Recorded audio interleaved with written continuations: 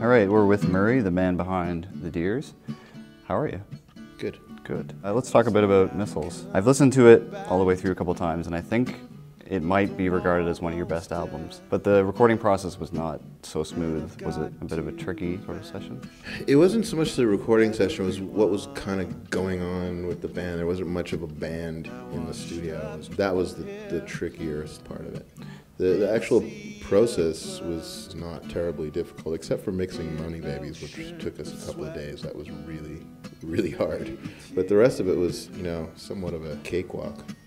Was it originally intended to be a solo album under your name? It wasn't intended to be that, but I think what happened was, out of necessity, I was ready to take on the process of making this album by myself. And I didn't think of what it was going to be called, and I think Natalia, who was like a major inspiration. It was apparent that it was going to be a Deers album. Do you think it would have turned out differently if it had been just you? Do you think did you envision maybe a different idea initially than how it turned out?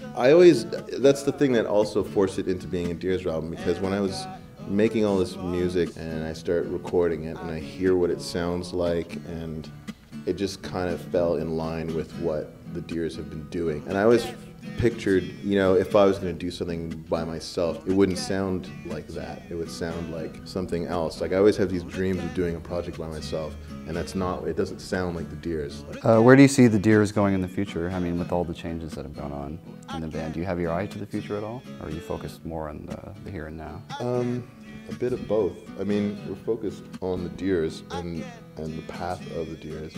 I think that the idea is to just continue. Just keep going as long as the blood flows, and it's a fun and interesting journey. I mean, life isn't like really anything without the journey.